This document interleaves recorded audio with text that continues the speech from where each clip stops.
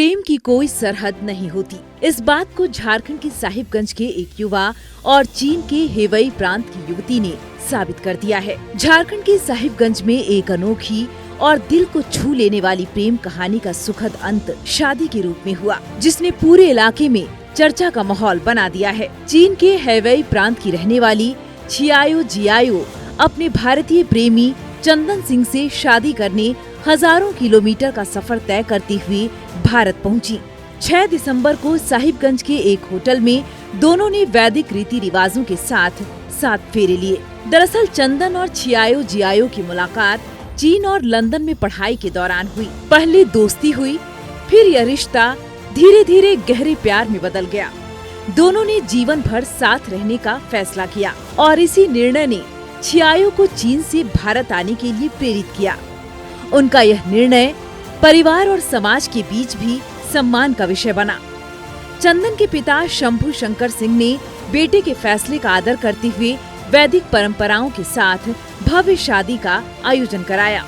स्थानीय होटल में हुए इस समारोह में बड़ी संख्या में परिवारजन, रिश्तेदार और दोस्त शामिल हुए।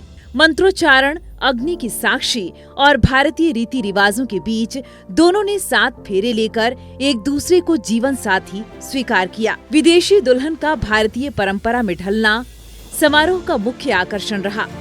वैदिक मंत्रोच्चारण के बीच जब छियायो जियायो ने भारतीय परिधान में चंदन सिंह के साथ 7 फेरे लिए तो यह लम्हा 2 देशों की संस्कृतियों का एक अद्भुत और यादगार संगम बन गया। एक विदेशी दुल्हन का साहिबगंज पहुंचकर भारतीय रीति रिवाजों से शादी करना लोगों के लिए बेहद खास अनुभव रहा। शादी की तस्वीरें और वीडियो सोशल मीडिया पर तेजी से वायरल हो रही हैं।